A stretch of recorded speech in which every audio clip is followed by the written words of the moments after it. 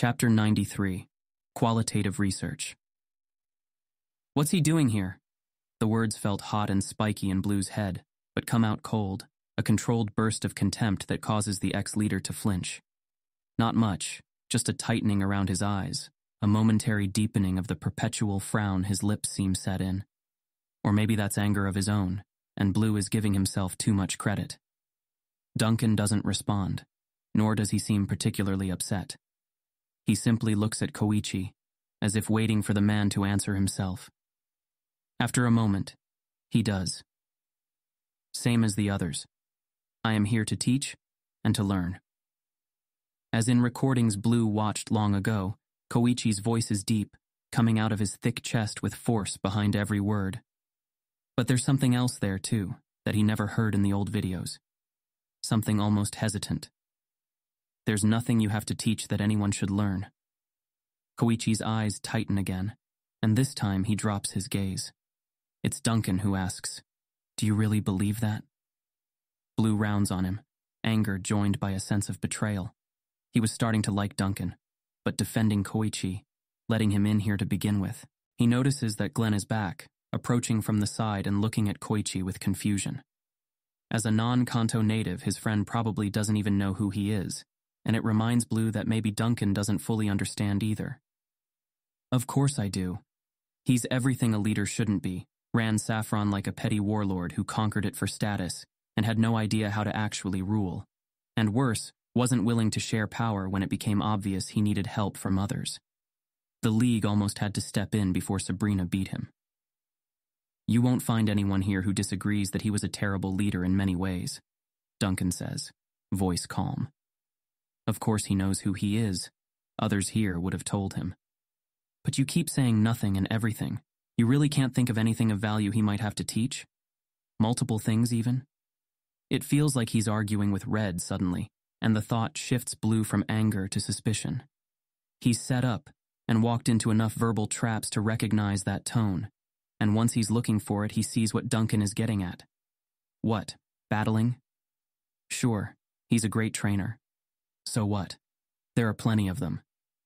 And how much time do they spend training others directly?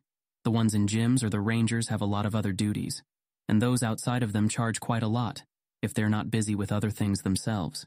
Koichi has been teaching here for weeks, completely free of charge. And that makes it okay? Free lessons don't matter if what's being taught is dangerous, if anything that makes it worse. Dangerous how? You think I'm okay with the things he did while leader? You think anyone here is? The words take Blue aback again, calmly stated but still with an underlying iron. Putting it that way forces him to pass judgment on the people around him, people he's never met, and forces him to think it through.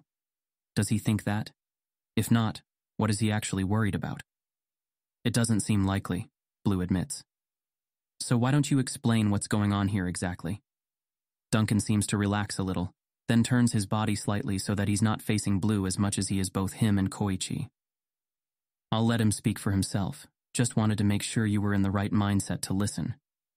Koichi's eyes are still tight in his otherwise impassive face, but when Duncan nods at him, the older man takes a deep breath, then lets it out. As I said before, I am here to teach and learn, not just karate and Pokemon battles. I can teach others how to avoid the mistake I made, how to avoid becoming the kind of leader I was. Blue stares at him, then glances at Duncan. Multiple things to teach. Right. You think I'm in danger of becoming this guy? I didn't say that, Duncan says. Few people would, and I doubt you're one of them. But different mistakes can still benefit from the same lessons. Your anger is justified, Koichi says, drawing Blue's attention back to him. I do not ask you to release it. It is natural that the things we do will reflect on us, and I did those things. And I do not have excuses, reasons, but misguided ones. Nothing that offers mitigating circumstances. I was a flawed person who caused harm rather than accept my shortcomings. And even though I've been given another chance, I know I will have to face suspicion and anger like yours forever, as part of the price for what I did. I only want the chance to become someone else, to be the someone else that I have already begun to become. Blue studies the ex-leader, trying to decide if the words are part of some rote apology. His expression is closed, his tone awkward. But Blue doesn't hold that against him. A smoother speech would have been just as suspect, and Koichi always came off as a proud and confident man. But it's not particularly convincing either. So you're telling me you're not trying to get back into a position of authority? Yes. After I was removed from the gym, I realized that I could let my anger and self-loathing keep me cut off from the world, as I did, for months afterward. Or I could try to return to it. So I gathered my money and opened my own school. Even offering free classes, I had no students. I sought battles, went from incident to show that I still had value, both to others and to myself. Despite my help, I was given no respect, no esteem. Those whose lives I saved thanked me, but hesitantly and uncomfortably. I was tolerated at best, useful instrumentally, but left alone at the end of each day. The words still came stilted, with pauses of varying length between sentences. And this one goes on for so long that Blue thinks Koichi will stop despite the way his jaw flexes. Eventually, it stubbornly sets, and he continues. When it became clear to me how far the shadow I cast had spread, to other regions, through new generations, always my past would come out sooner or later. For months, I fell into true despair. I had few family members left who would speak with me, but I was eventually convinced to seek help. I realized my belief that what happened to me was an unfairness in the world, rather than the result of my own mistakes, was keeping me from growing, from acting to atone for the harm I caused. That's what this is supposed to be? Atonement? Yes, Koichi says, gaze down. My leadership weakened Saffron City and cost its trainers valuable time and effort and Pokemon. I knew the gym would not trust me for good reason. But when I saw the call for instructors here, I had to try. Being new to the region, I didn't know who he was, Duncan says. It came up in seconds from a background check, of course, but the fact that he was offering to work for free, to accept any rules imposed, made me take it seriously. Blue looks at Koichi again, then away, unsure how to feel. This whole thing feels wrong, but he can't argue against the points they raise. It would be a waste for someone of Koichi's skill as a trainer to not teach, was a waste even before he was ousted. And if he really is trying to change, to be a better person. Blue realizes a small crowd has joined Glenn in watching from a distance. Not obviously, just a handful of people lingering within listening distance without any obvious activity to do. He wonders suddenly if this is a test by Duncan. But if so, is it for him or for Koichi? Maybe both? Either way, he said he wanted Blue to learn to lose. He's not sure if Duncan knows what Surge's gym is like, but it definitely taught him the value of admitting when someone makes a better argument. Still, Blue's not sure he's convinced. Maybe this isn't the right place to have this conversation, Blue offers. It's all right, Duncan says. One of the conditions to his staying here is that at any time, if someone's been here a week, takes one of his classes, and still wants him to leave, he leaves. Blue glances at Koichi, whose gaze is on the floor. Just like that? Just like that. There's an exception for people who battled him as a leader, but I'm the one that carved that out to avoid some understandable attempts to get revenge. It seems like a stressful condition to work under, but it does more to appease Blue's worry than anything else, and it's not hard to remind himself that Koichi deserves it. Well, I guess it's not my business unless I stay then. Duncan smiles and turns to Koichi. Thanks. The ex-leader nods and walks away. Blue frowns at his broad back, then looks at Duncan. Was that me learning to lose? In part, maybe. The way I see it, he teaches that just by being here, since the first lesson is learning what being humbled looks and sounds like. Not humble in the milquetoast way we often say it, the cool humility everyone feels good about. I mean having actively been humbled, and continuing to actively be humble, as a verb. Assuming he's not just pretending. That's where split and commit comes in. If someone gets accused of something that they deny doing, but no evidence was gathered yet, you could find any number of reasons to either believe or doubt the accusation, and you'll probably be influenced by things like how likable they are, or how credible the accuser, or how much pressure you're under to believe or doubt. I'd rather take both possibilities seriously. and commit to either that turns out to be true. This isn't like that, though. He did do those things. It's on video. He admitted it. Duncan's eyes flash anger before his expression goes blank, and he lets out a slow breath. That's not what you said. The accusation that he'd deny is that he's pretending about wanting to make amends for what he admitted he did. Like, that didn't occur to me. Like I just didn't imagine that he might be faking sincerity, or decided to ignore it anyway. You see how that's treating me like an idiot, right? It takes Blue a moment to beat back his defensiveness. It's possible Duncan made a mistake, of course, but if so, he didn't do it thoughtlessly. Yeah, sorry. So, you're saying that when he showed up, you decided to treat both possibilities like they were true. Maybe he's being sincere, so you'll give him a chance, or maybe he's not, so you'll watch him carefully and not give him power and put conditions on what he does. Right. I get why some might not want to take the risk, but I've got plenty of people here who can watch him and tell me if he's causing a problem. If I decided to just turn him away, it would have been because of fear of public backlash. Not because I honestly think he's one of the actually irredeemable people. Maybe he is, but he's at least willing to put the work in to make up for it, which is more than I can say for most people who fuck up. Either way, it's been long enough that he deserves a chance to prove himself. It is, Blue has to admit, a sort of courage that he's not sure he has. One he's not sure he can afford, if he wants to be as widely respected as he needs to be. A single wrong call, and his judgment would be questioned forever. But if Koichi's training turns out to save a dozen lives, and those dozen lives save a dozen more, if some of them are the sort of people who sign on to Blue's goals, or someone with Koichi's skills can help those goals succeed. It's hard to know for sure ahead of time, and he realizes how strange it is that he's willing to risk his life repeatedly to gain people's respect, but not his reputation, if he might lose it. Dying a martyr is better than the alternative, but it would still make him a failure if he doesn't take the birds down with him. Glenn approaches at last, looking warily between Blue and Duncan. So, guess I missed some stuff? The redhead smiles. Just some trampolining and a challenge. You came in time for the exciting part. He starts leading them away. Everything go okay on your end? Oh yeah, you guys are all set. Wait, challenge as in a battle? Now? Yep. We've got a second building around the block where our battle arenas are. Too dangerous to have them in here. As they follow him toward the exit, Glenn turns to Blue. Guessing this was your idea? Kind of a mix. I challenged him. He added stakes. If I win, I get one of his Pokemon. If he wins, I stay for at most 3 months. He's less enthusiastic at the thought than he was before seeing Koichi. What if there are others like him here?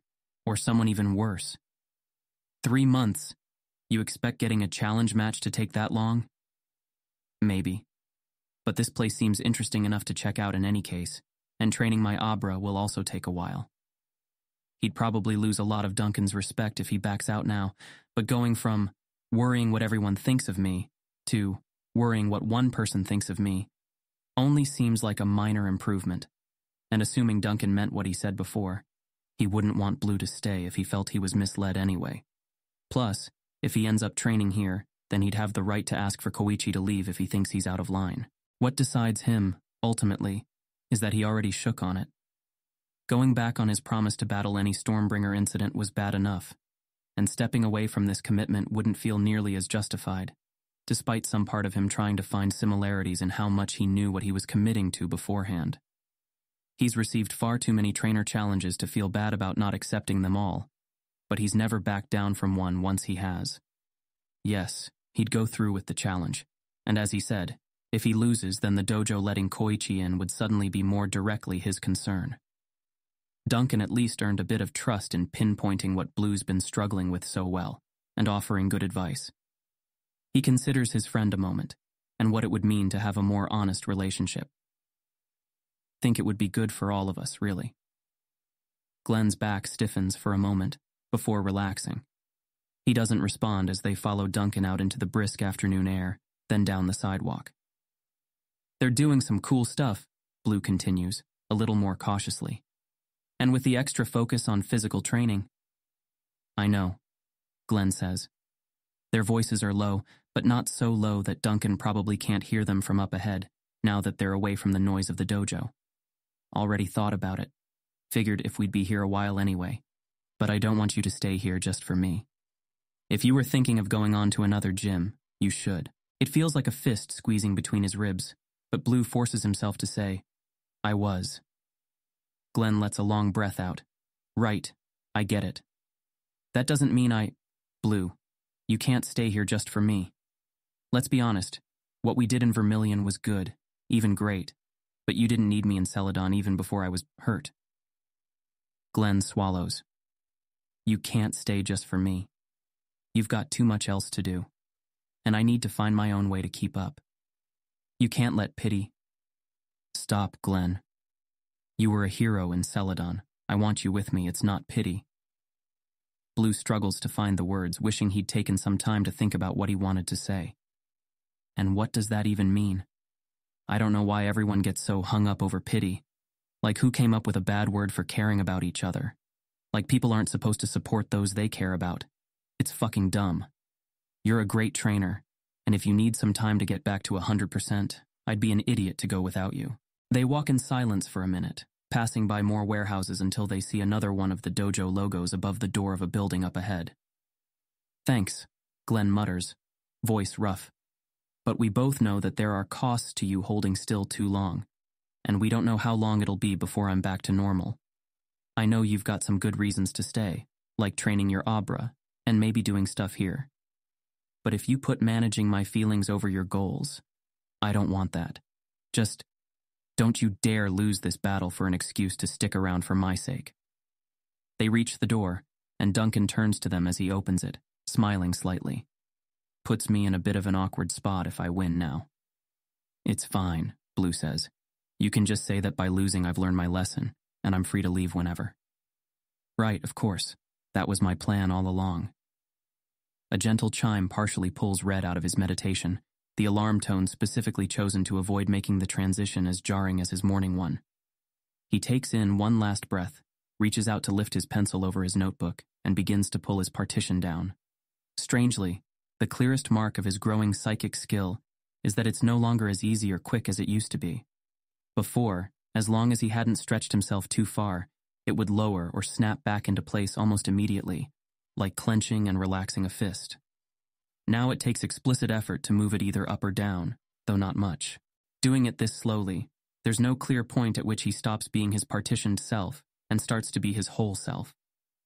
Emotions shift first, the world taking on a different hue, but he still feels mostly like himself, aware of the changes and confused about why they're happening, except he knows why they're happening. They just feel so incongruous to his thoughts that they surprise him every time. Then the new thoughts follow, memories and insights he's blocked from his partitioned self. And it would feel okay to label this the moment of transition, except there's still some stability left over, a protective wall that the partition gives him by keeping things at a safe, dissociative distance. When that ends, it's always hard to tell if it was fading little by little, or abruptly, or in stages. Still, he takes a moment to confirm that his thoughts and mood are stable, and that he's still grounded in his breathing, before lowering the partition that holds the lavender memories away. Not all of them, and not all at once. Over the past few weeks, he's managed, little by little, to isolate exactly what he's looking for, so that all he gets when he eases it down is twisting, inverted, chaotic, swirling glimpses of Red blows his breath out, doing his best to let the thought go. Morning snow and sky and deep breath in. Despair, gone, lost, and out. Swarm, see, fade. See, swarm, see, fade. Pain steadily grows in Red's temples, and he feels the world tilt under him as his thoughts are swept away in the memory. The shape in his mind is clear, but the disorientation pulls until he's forced to partition the memory away again. It's not as hard as it was last time. The steady breathing continues to ground him for just long enough, even as he feels his focus unravel. For a few breaths, he just lets his scattered thoughts continue to roil and shiver and vibrate along every strand of thought that forms, each one dissolving a moment later until he starts to feel himself stabilize.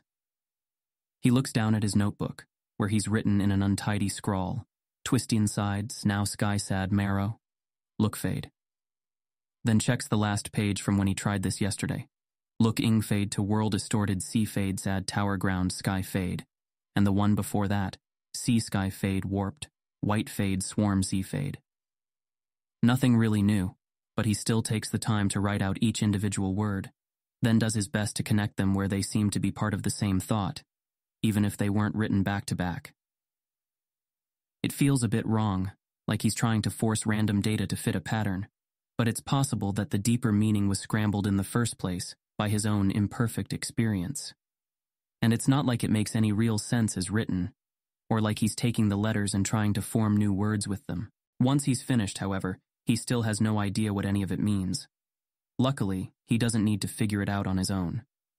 After searching online and explicitly asking around, he was able to find other psychics who have merged with Wild Unknown and noticed odd flashes of something that they normally don't get any hint of with Captured Unknown, and doesn't seem present in any accounts of mergers with Wild Unknown from before the incident.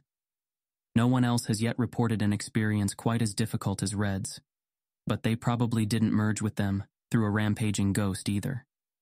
Still, with enough people sharing what they glimpsed, he's hoping they can gather enough common points to find some real patterns. If he's lucky, they might even get some clues to understanding what exactly happened at the tower and whether it had anything to do with the unknown.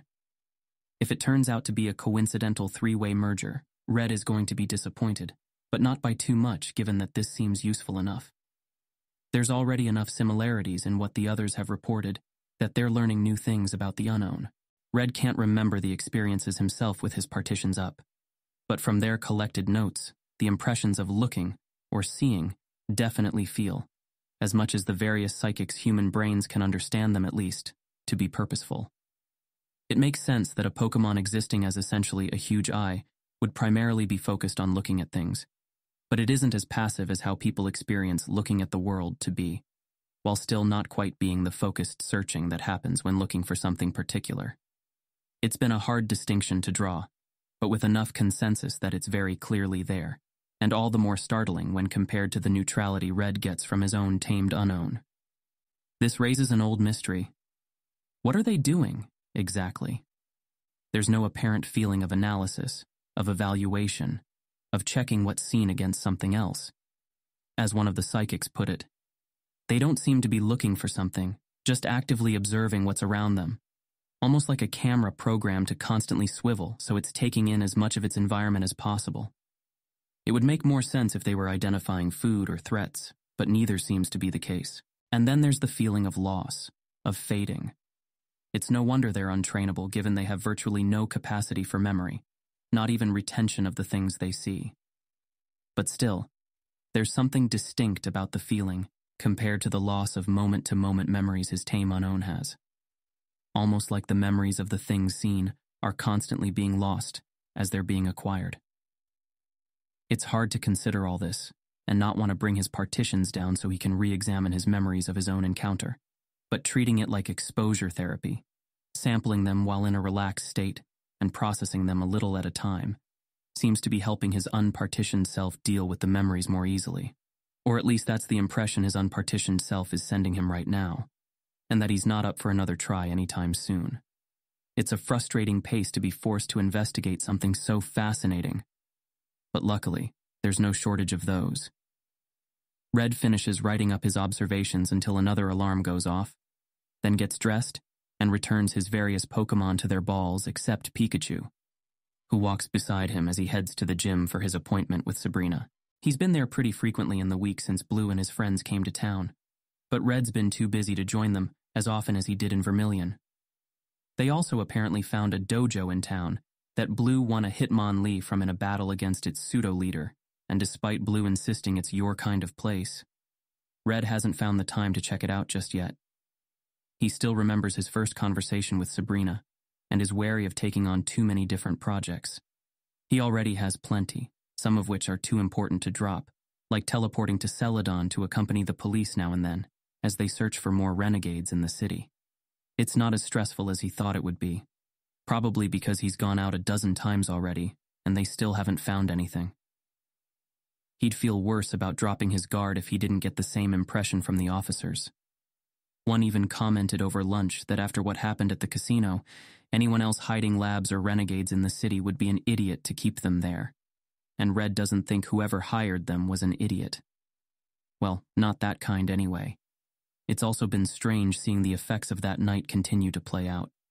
Once people's attention began to shift from rescue to recovery to prevention, there was some to spare for lesser threats, and as it turns out, secret renegade organizations are not something people feel particularly less threatened by than giant world-changing legends. Red can see their point, given his own journey. He'd read that most trainers only encounter renegades once or twice in their whole career.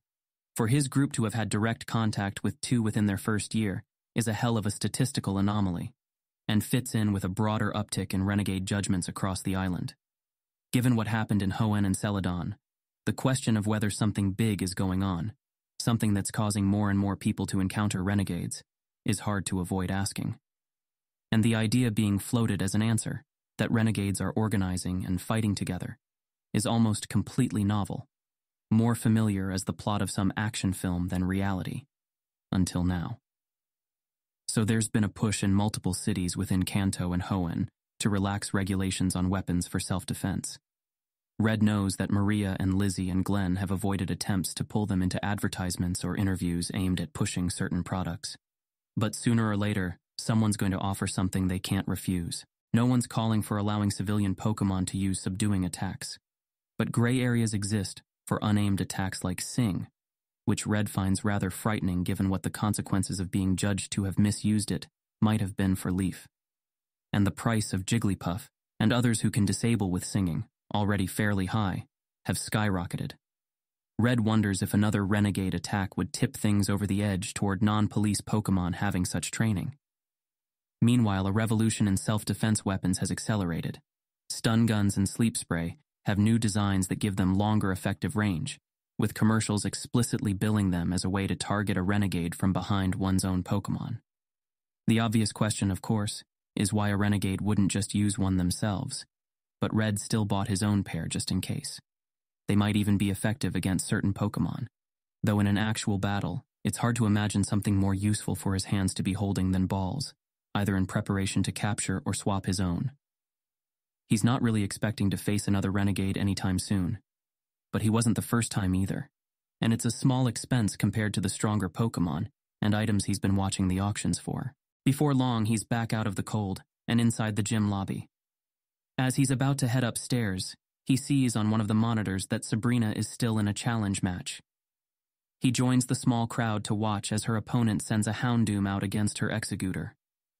Rather than swapping away from the double-type disadvantage, she has her Pokemon set up reflect and light screens as it tanks a flamethrower, then sends it on a stomping tantrum that results in a dual KO. When another dark Pokemon comes out, this time a Shiftry, Sabrina meets it with an Alakazam that starts to use her signature battle technique. Rapid dodges that seem almost precognitive, while sending back attacks from every direction.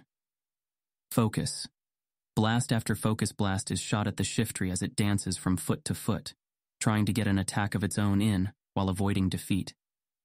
It doesn't last long, nor does the next Pokemon, and within minutes, Sabrina has won the match. Red dutifully claps alongside the other onlookers, then heads for the elevator, rather than sticking around for the post-match speeches. He's heard enough of them by now. Some of the other students have speculated that she's just trying to get through the backlog as quickly as she can by ensuring each match is over quickly, only using 3 Pokemon at most, and fighting aggressively without quite tipping over into recklessness. It's hard for Red to blame her after seeing how tired she is all the time, but he wonders whether those at the gym who come to battle her feel cheated of a real match, and reminds himself to ask Blue next time he sees him. He leans against the wall beside her office door and reviews the questions he's prepared as he waits. 10 minutes later, Sabrina arrives, and Red raises a hand in greeting. No rush if you want some time alone first? I'll live. Come on in. She unlocks the door and enters, and he follows her in before moving toward the more comfortable sofa chairs to the side of her office rather than her desk. After sitting, he watches her unlatch and hang up her poke belt before joining him with a slow sigh. Long day? Part of him is worried about asking such a personal question, but over the past month, he's become more comfortable with Sabrina. She surprised him after the incident, and again in lavender, with her seemingly genuine concern for him, and has treated him less like a student and more like a friend since. Actually, if he thinks further back to just before the Hoenn legends awoke, the change really started after her return from the hiatus, when he told her about Ray. Or another long night? The latter. I seem to have lost the ability to influence my dreams, which is a problem when so many are nightmares. Thankfully, I can still end them quickly, but that leaves me awake more often than not. I'm sorry. I wish I could help, but I rarely dream. That I remember, at least. She smiles. It's all right, I appreciate the thought. So, you said you had some questions that might help your research? Yeah. It was Dr. Mahdi, still mentoring him from Palette Labs, who suggested he try some qualitative studies into his confusions and curiosities if he's stuck on what experiment to run on next. And he has been meaning to circle back to some of the things Sabrina mentioned when they first met. Reviewing all the information available left him with a lingering dissatisfaction over the way the other psychics have studied things. And that means he needs to start at the basic observations and see if he can't ask the right questions to point him in a new and interesting direction. Before I try designing new studies, I figured I should make sure I understand what we know as best I can. Could you tell me more about the colors you've seen when observing psychic phenomena? Sabrina considers him a moment, then nods. All right. Keep in mind that the experiences are brief and inconsistent, and impossible to accurately record. I've tried categorizing what I see, but it's difficult, even after I studied some color theory while trying to make sense of it. Do you know any? Blue and red makes purple, that sort of thing? An old memory hits him suddenly, of Blue's mom once calling that out to get them to come to dinner. Well, what I learned in school. Pigment primaries are magenta, cyan, and yellow, and represent the colors we see when light bounces off something.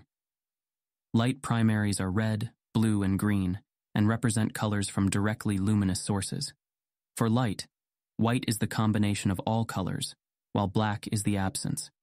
For pigment, it's the opposite. A good enough place to start, but as is often the case with the things we learn as children, the truth is somewhat more complicated. Ultimately, light exists as various different wavelengths, and our eyes have rods that detect brightness of light, and cones that detect the wavelength, or more accurately, the proportion of different wavelengths, independent of intensity. Wait, explain that? Intensity of light affects the signal our cone sends us when we perceive a wavelength. It's an imprecise analogy, but think of heated metal. As you heat it, it will shift from dark to a dull red, to a brighter red, to orange, to yellow, to white, and even to bluish white if it's sufficiently hot. The same way heat intensity changes the color of light given off, light intensity affects the signal our eye sends us when it perceives a wavelength, and those signals are how we actually perceive color. That's why we need two cones at least, to have any consistent perception of color. Red nods, hand moving automatically to take notes. He's not sure the relevance of this yet, but realizes that researching light should have been one of the things he did as soon as Sabrina told him how she sees psychic phenomena. Is that why monochrome is called that, despite being black and white? Sabrina smiles. Perhaps. So, to be more accurate, it's not the signal that our cones send us that truly represents color. It's the proportion of signals. Each cone can perceive limited, but overlapping sections of the full light spectrum, and sends a signal for each wavelength it perceives, depending on how far from its most sensitive, optimal wavelength it is. The first cone may send a strong signal when a wavelength closer to its optimal is received, while the second cone sends a faint signal. And that proportion is, ultimately, color. Most humans have 3 cones for red, blue, and green light. That is, 3 cones which are optimally attuned to react to 3 specific wavelengths of light, and to a lesser degree will react to similar wavelengths on either side of those 3. Purest red is seen when the red wavelength is sending the red cone the strongest signal, and the other 2 cones are barely responding at all to that wavelength. Colors outside those our cones are attuned for are seen as mixtures, which is why yellow can be achieved by either perfectly mixing red and green light, or by overlapping a circle of red light and a circle of green light. The same signal proportion is sent to our brain, and so the same color is seen. Where the signals are most oddly mixed, we occasionally see colors that don't exist as independent wavelengths, such as purple. Wait, what do you mean? Red asks. Purple isn't a real color? As a color, purple exists as much as any other, since all colors are just our attempt to classify perceptions of different combinations of wavelength intensity. But there is no individual wavelength of light that we perceive as purple.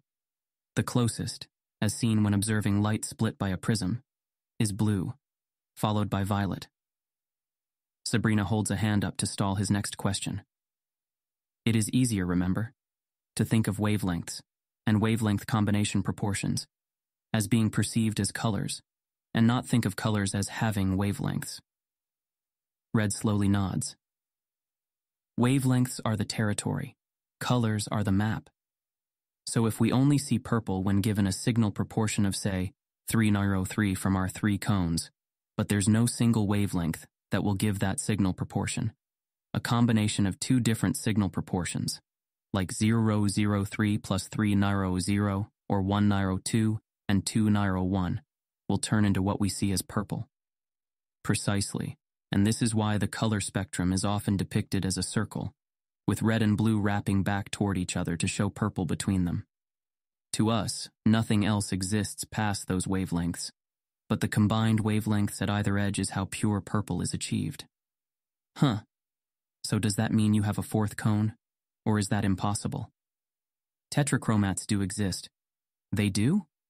What color is their 4th cone attuned to? Yellow. Oh, she smiles. Not as exciting as you expected? Yeah, I mean, I can already see yellow, so, or at least I think I can. Wait, no, I get it, he says as her smile widens. If they have a yellow cone, that means they can see a single wavelength signal proportion as yellow, instead of only being able to see yellow as a combination of red and green. So they can better differentiate more shades of yellow than I can, and probably more combinations of colors where yellow is included. Correct, though it's worth noting that this ability is limited by technology. If you and a tetrachromat look at any image on a phone or computer monitor, you would see the same things, as they all are made to work by displaying some combination of red, blue, and green light. The test for tetrachromacy must be done in person, and the benefits are minor. Ultimately, they can see all the same colors we can, but some will be more vibrant than they are for us. Only a small % of women have the yellow cone, and of them an even smaller % have it active. I am not one of them, nor do I have any other 4th cone myself. But my mind has learned to recognize the signal that those brains attached to the appropriate cones do receive. Red blinks, finishes writing, then looks up. What are you, Pokemon? Yes, many Pokemon, primarily psychics, have a 4th cone that detects a wavelength of light we not only have no name for, but which exists outside the spectrum of light we can perceive. Like ultraviolet? Actually, humans have a lens in our eye that explicitly blocks ultraviolet light. It's not particularly safe, but some who have had it removed due to cataracts reported seeing ultraviolet light, which they interpreted as a whitish blue-violet color, which we might be mistaken to assume is one we can observe as well, if rarely. Again, it's hard to really know without having the subjective experience ourselves. But what they see, it's just their blue cone lighting up. More or less, an attempt to interpret a new wavelength proportion that activated on the edge of its receptive limits, such that the other 2 cones were not active at all. This leads me to the hard part of what I've tried to do, which is make up new words for the colors I've seen. So they really are entirely new colors. You're striking at the heart of the problem already. What does that mean, a new color? Think of the color spectrum again, as it's often depicted. Where would you place gold on it?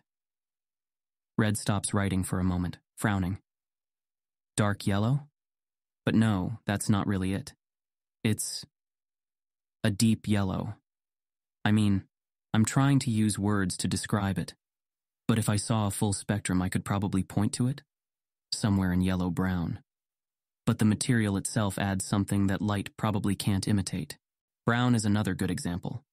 When painting, you can mix all 3 primary colors, but brown light is like purple in that it doesn't exist as a single wavelength proportion cone signal. To create it, you'd have to play with what colors do exist until you have something our eyes see as brown, but that still does not make brown a distinct wavelength. Okay, Red says, writing quickly. There has to be a shorter way to say single wavelength proportion signal. Non-imaginary color, unpartitioned Red suddenly offers. No, that would imply that purple is made up. Numbers can be imaginary and still be real enough to solve equations involving negative square roots. Don't see why colors can't be real and imaginary. Red blinks, feeling an odd mix of indignation and excitement. He's heard the term, but doesn't actually know what an imaginary number means. Have you been studying math without me? Are we better at math now than we used to be? Later, focus. Right. Sabrina is watching him patiently, but he's aware that he's using up her valuable time. So the distinct wavelengths are hard to describe without using common color reference points. And you tested to ensure they weren't ultraviolet or infrared light?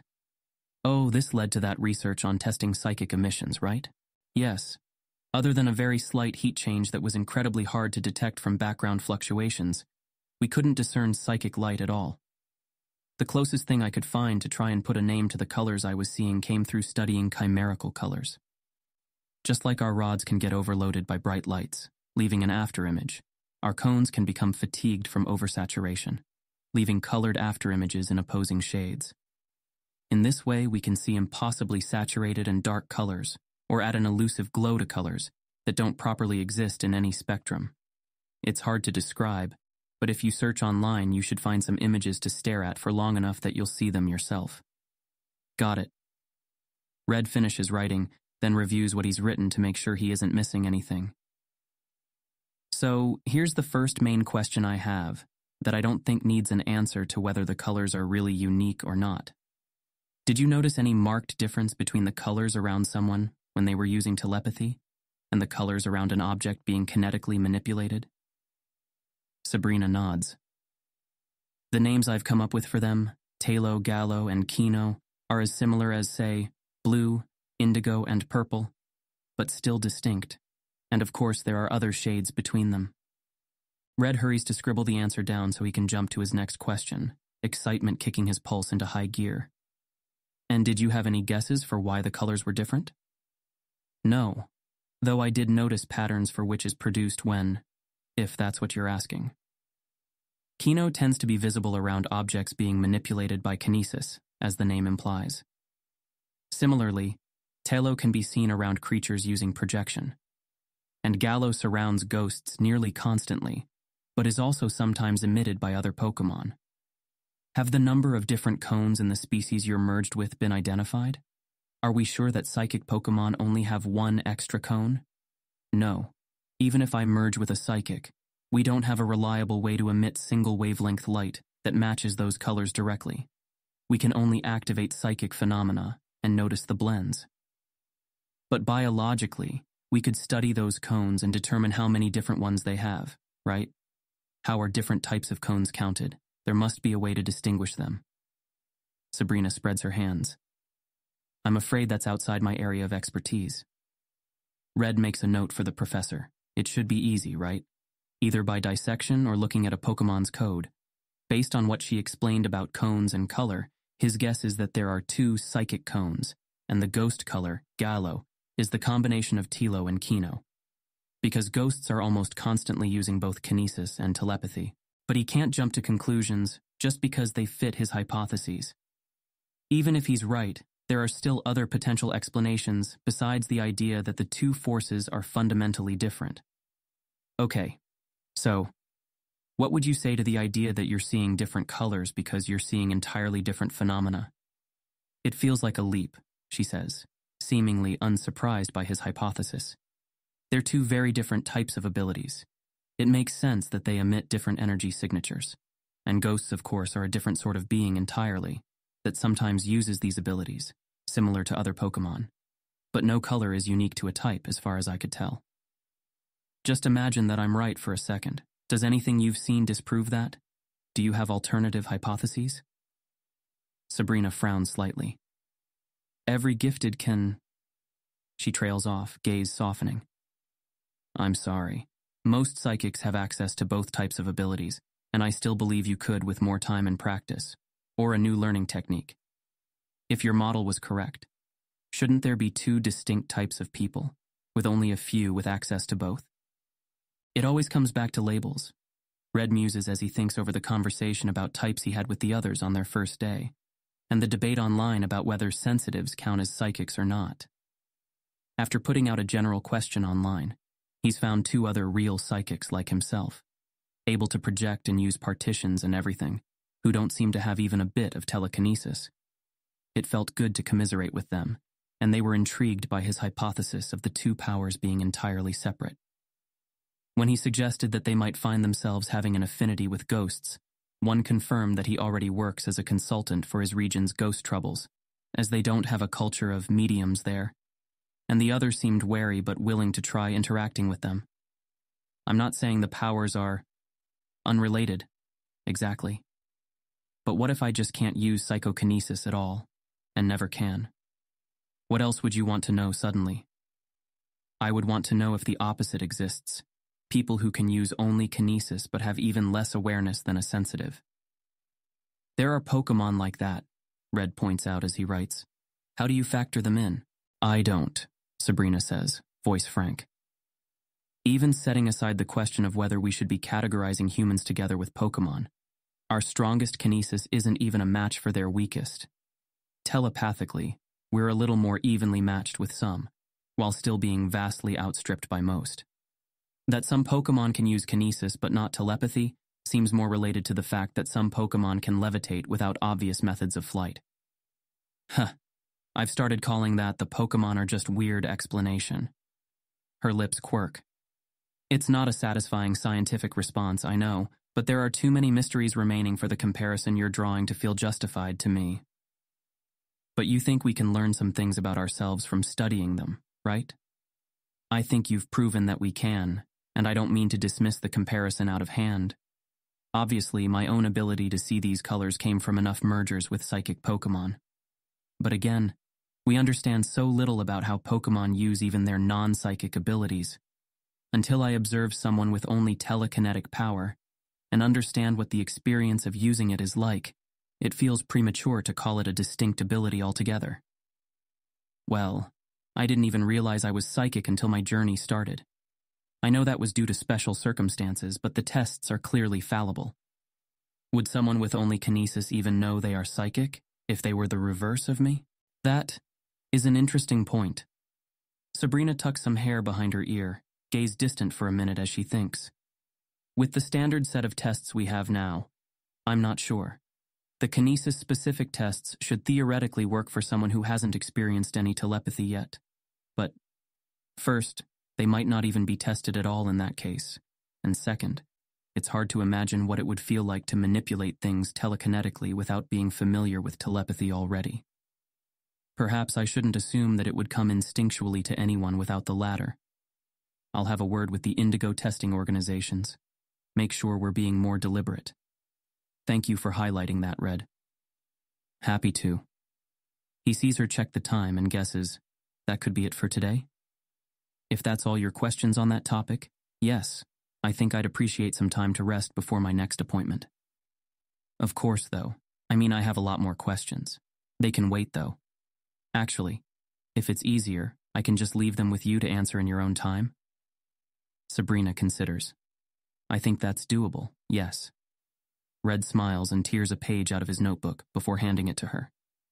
He watches her brow rise as she looks down the list of questions and quickly adds, no pressure, of course, and if any of them are too complex to write out, that's fine.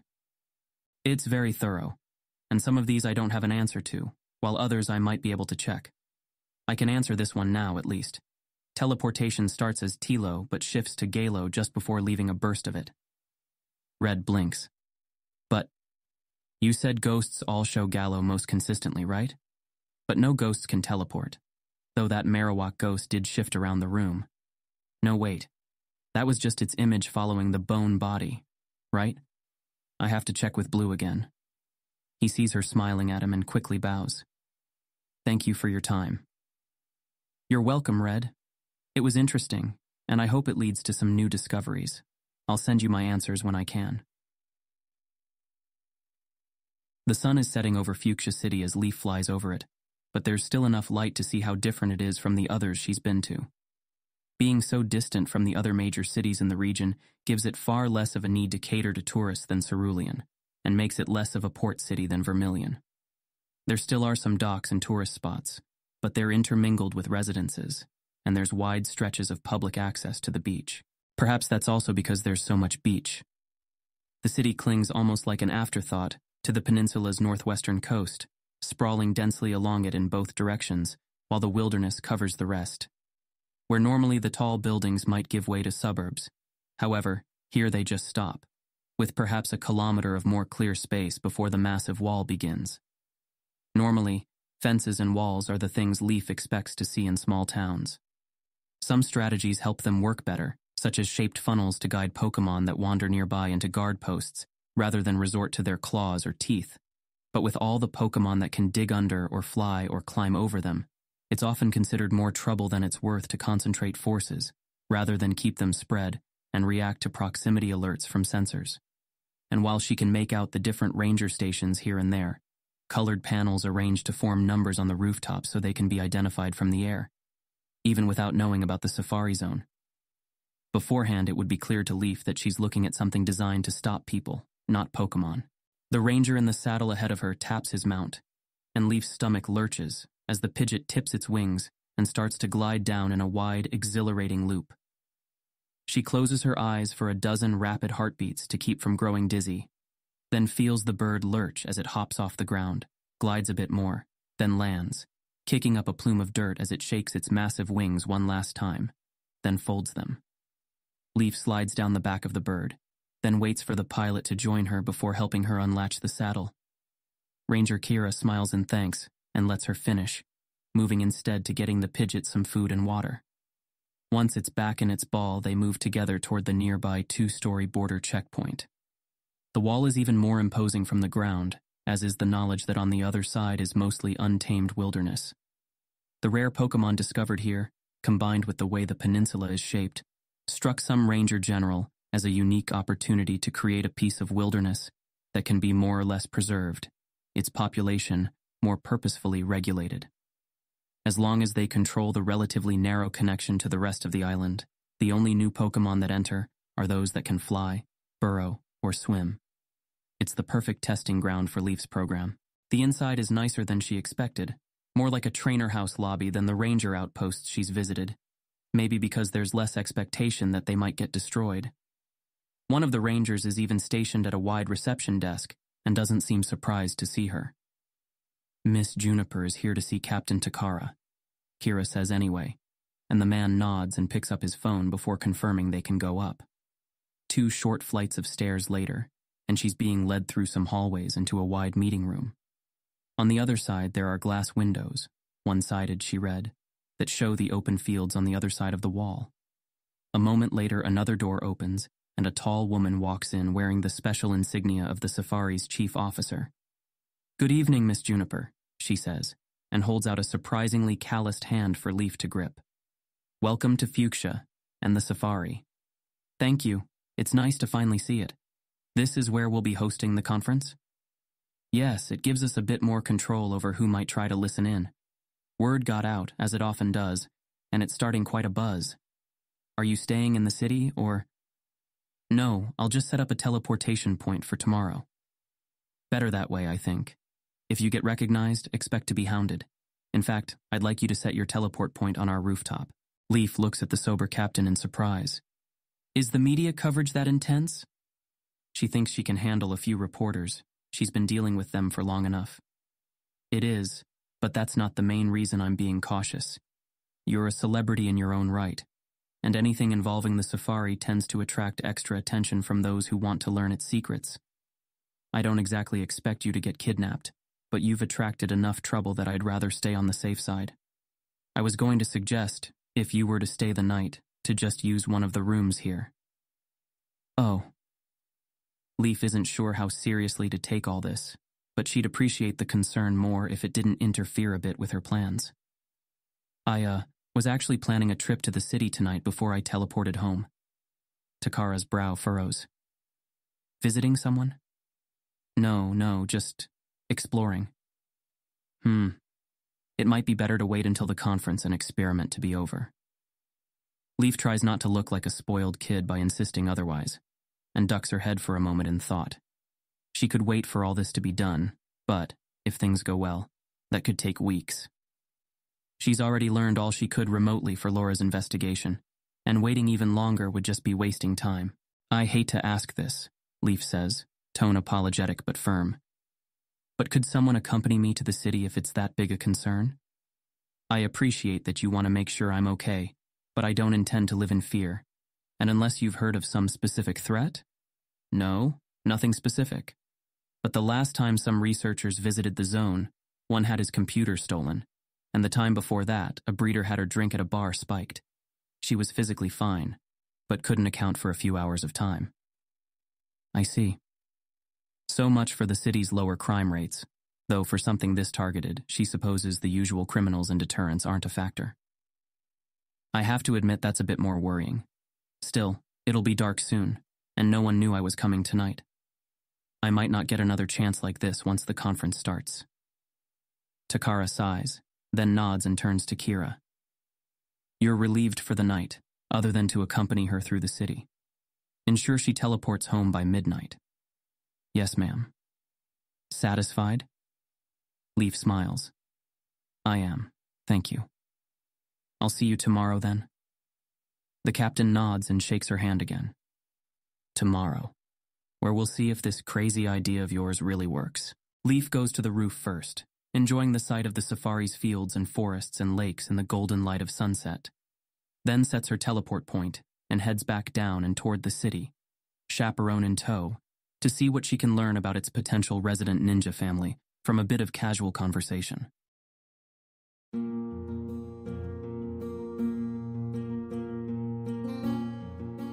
This has been an AI reading of the Pokemon fanfic, Pokemon, The Origin of Species, written by Daystar Eld.